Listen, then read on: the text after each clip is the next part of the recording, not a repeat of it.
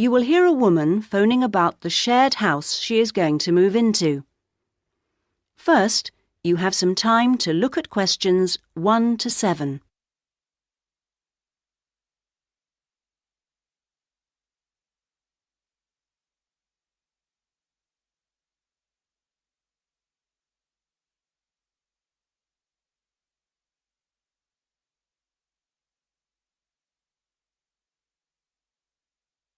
You should answer the questions as you listen, because you will not hear the recording a second time.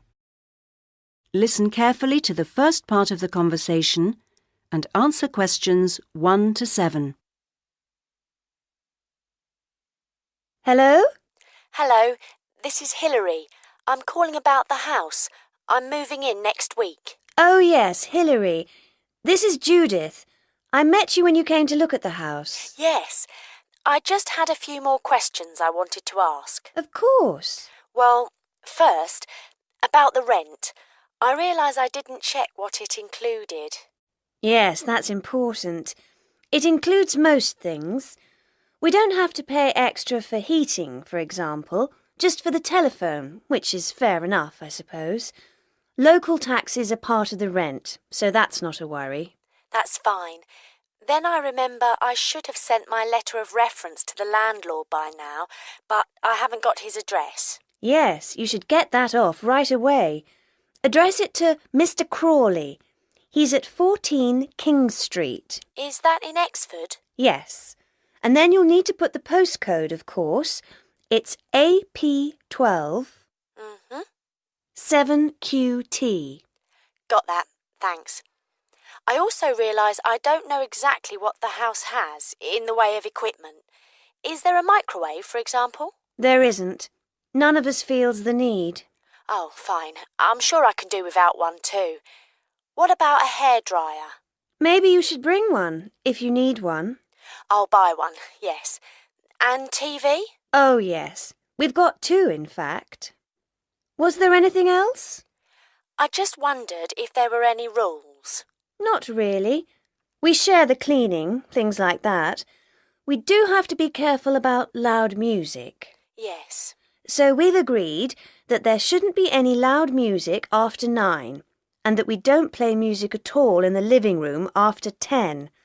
Up to 11 in your own room's okay, as long as it's not too noisy. That sounds good. And is there somewhere safe I can keep my bike? That's difficult. To be honest, lots do get stolen round here. We haven't got a garage, so we tend to park ours in the garden so that they're hidden from the street. OK. Now, I hope you like cooking. Yes, I do. Do you all have shared meals? Not very often, actually. But when the weather's good in the summer, we like to have a barbecue together, which we do each Wednesday. We tend to go out at weekends. Sounds fun. Before you hear the rest of the conversation, you have some time to look at questions 8 to 10.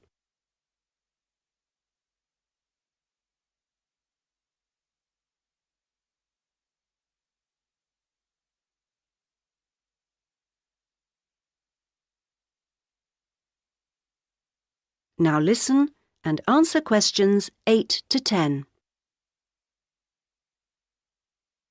Are you familiar with this area? A bit.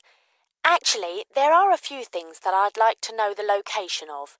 A bank, for example. Yes, there's one quite close. You just go up to the junction near the house, the one where 4 roads meet, and go straight ahead and then take the second left. It's a little way down there on the left-hand side. That's convenient. Another thing is that I'd like to check my emails quite often. I was wondering how far away an internet cafe was. Well, there are a couple, actually, but one's much cheaper than the other. The one I use is very handy. You just go up to the big junction and then, well, I go straight ahead and then turn right so that it's on the right-hand side. Fine. And one last thing. Uh-huh. I need to go to the post office quite often. I'm hoping there's one quite close to the house. You're in luck. You'd walk up to the big junction and then, if you want a nice route, take the street that's slightly to the right. Then you'd want the second left, and you'd find it on the right side of the street. Well, it all sounds great.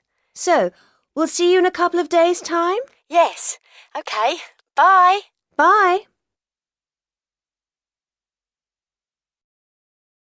That is the end of part 1.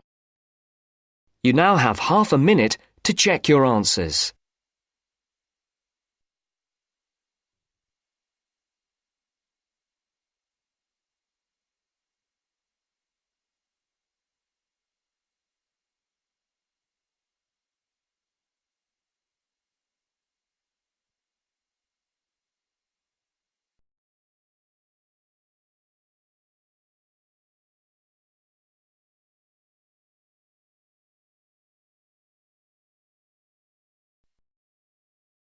Now turns to part 2. Part 2. You will hear a recorded message giving information about an area where tourists can visit to taste local food. First, you will have some time to look at questions 11 to 13.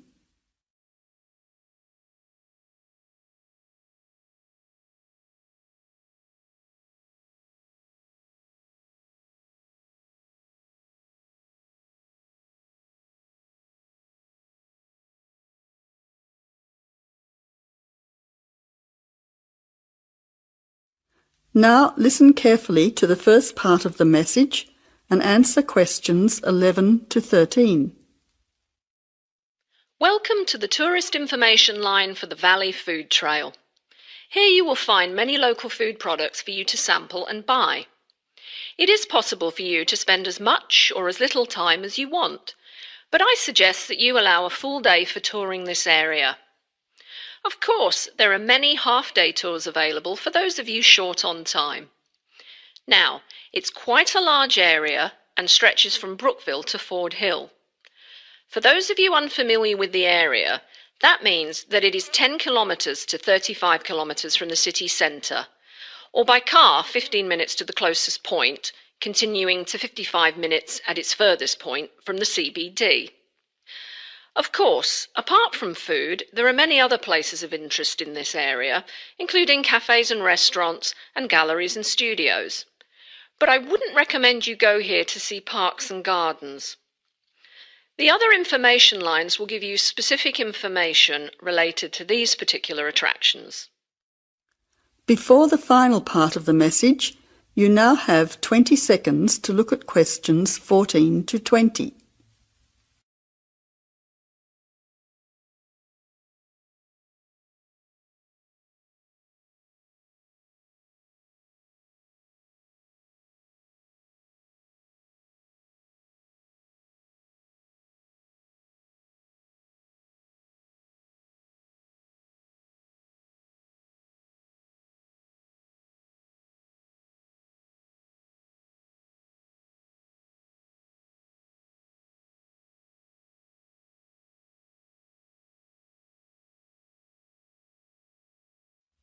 Now answer questions 14 to 20.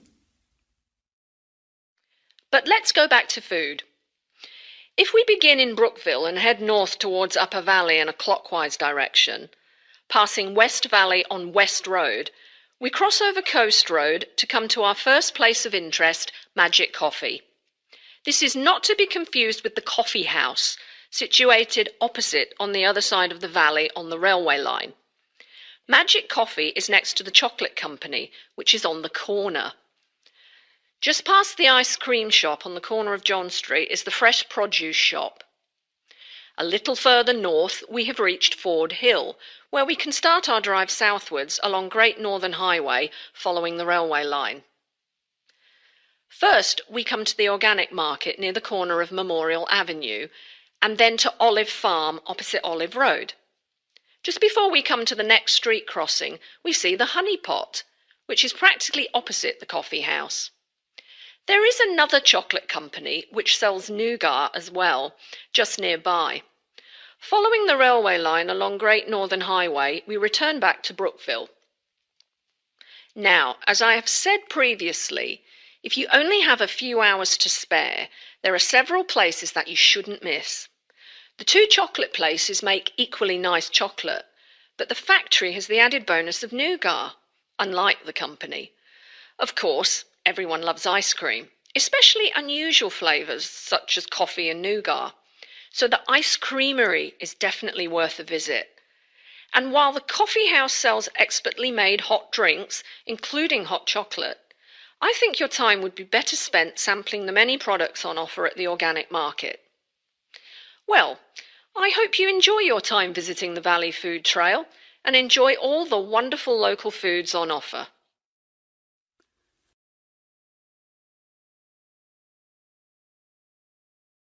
That is the end of part 2. You now have half a minute to check your answers.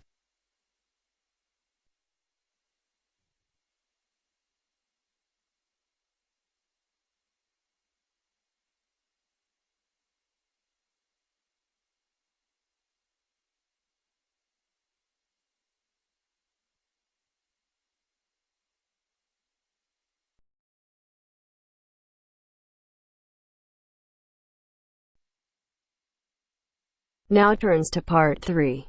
Part 3. You will now listen to a talk on bicycles. First, you have some time to look at questions 21 to 25.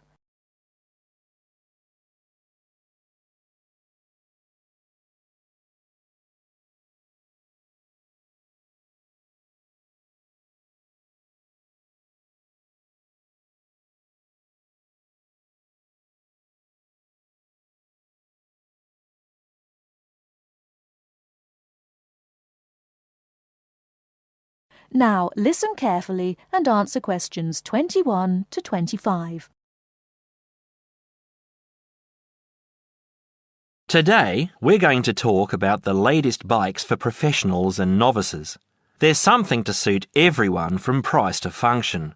The Atlantis is a touring frame. It's also perfect for commuting and trail riding, and anything short of super fast road riding. The tubes are stout, to take touring loads and trail abuses. The tyre clearances are majestic, so you can fit tyres up to 2.35 inches. It's designed for cantilevers or V-brakes. If you have to limit yourself to just one bike and you want to be able to ride just about anywhere, this is the bike to be on. It is our most popular model for just that reason, and there isn't an unhappy Atlantis owner in the land. The Rambouillet, our all-around road bike, is available either as a frame with fork and headset for $1,400 or as a complete bike for $2,300. Compared to the Atlantis, it is a lighter frame, not intended for loaded touring or rough trail riding. As a road bike, it has side-pull brakes. The Quick Beam is our version of the single-speed bike. We've done it a little better though.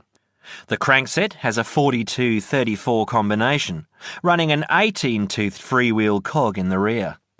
And the rear hub is threaded opposite the drive side, so you can install a fixed cog of your own choice.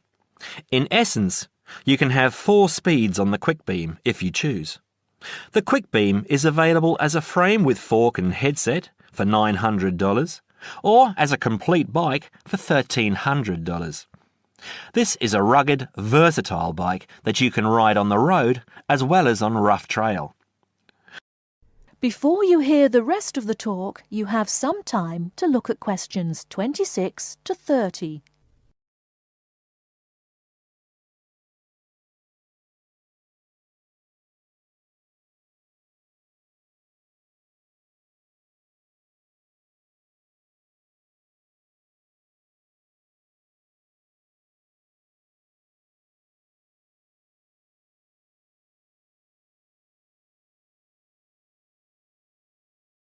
Now listen and answer questions 26 to 30.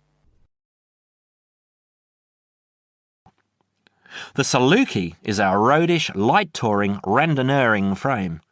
It's designed for 650B wheels. If 650B means anything to you, you'll either love it or think it's marketing suicide.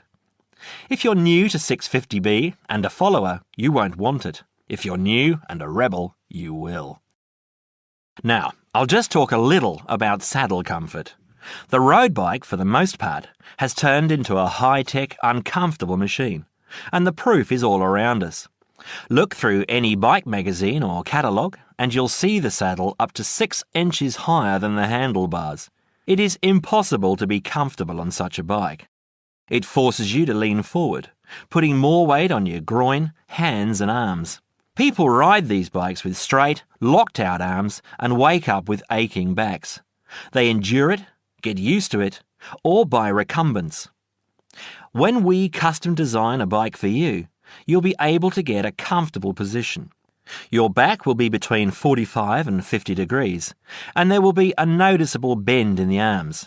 And most importantly, your arms won't be supporting your body weight. You won't have to look up to look ahead, because you won't be hunched over and low. That means our bikes are more accessible for riding on the flats, or even for short climbs. We consider this when we design and build your custom frame. That is the end of part 3. You now have half a minute to check your answers.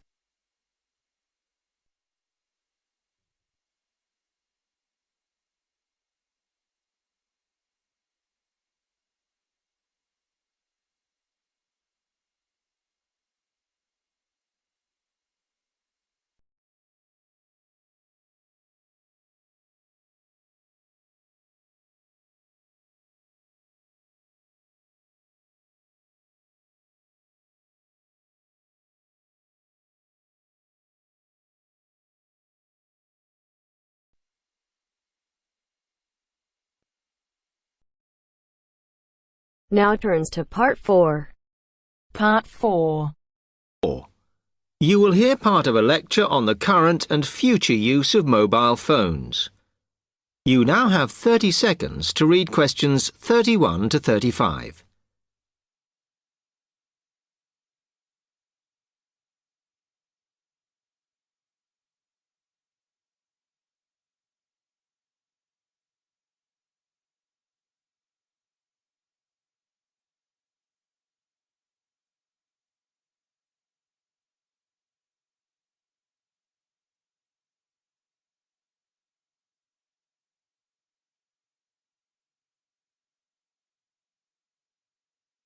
Okay, now today we're looking at changes in communication, and specifically changes that have just happened or are likely to happen in the next few years. Key to this is the mobile phone, which is increasingly being seen as an all-purpose system rather than just a phone. If you only use your phone for texting and making calls now, you will be amazed at how you'll be using it in the future. The technology has been developed for a range of other uses. For example, phones could be used so that if you are meeting someone and they get lost, you could send them a map of your location to help them. This will save all those complicated explanations over the phone and our poor friends or colleagues trying to drive and find out where they are at the same time. And if you get bored waiting, or if you're traveling, for example, you will soon be able to see TV news on your phone as it is actually being broadcast. This means that you won't have to miss any of your favorites if you were away for a few days. Most people have got used to texting now, and young people send pictures to each other. But what is exciting is the possibility of putting music with them before you send them. And it's not all frivolous. Phones are going to become even more critical in business and education. Some recent developments have a highly practical usage. So, for example, as lecturers, we will be able to send everybody a text to let them know if lectures have been cancelled. And the new phones could have a further use in education, as well as business, as they will enable us to go to any destination, such as when we are doing a field trip, for instance, and from there to send data directly to a computer so that we can access it when we get home. This means we will no longer be limited by what the phone can store. You now have 30 seconds to read questions 36 to 40.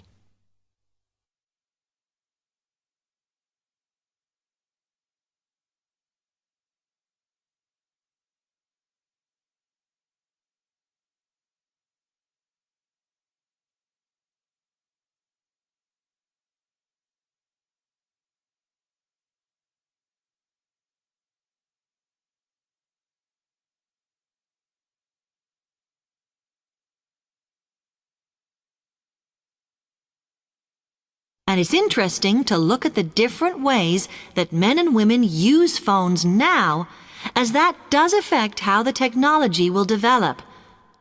Some research has been done on how people use phones, and some of the results are surprising. One of the increasing usages of mobile phones is to get all sorts of data, such as phone numbers, the weather, train times, etc. And while there's been an attempt to set up connections with things that women might be interested in accessing, it is overwhelmingly men who do this. But what about the traditional use of a phone? To speak to people? I suppose we would predict that it is mainly women who use phones as a method of contact for friends and family, but, in fact, the genders exploit this facility equally. I've spoken about the increased business usages that phones will offer, and I suppose we would associate this usage with men. The survey picked up, though, that women are often working from home or catching up with work in the evenings, so they use phones in this way as much as men do. Most of us are aware we can store photos on our phones. It's an ideal method of capturing a moment wherever you are. Women tend to be the group that keep photos on their phones, but it seems that men use their phones to actually take pictures much more than women do. And of course, all this knowledge affects the marketing that the companies will do in order to sell the phone.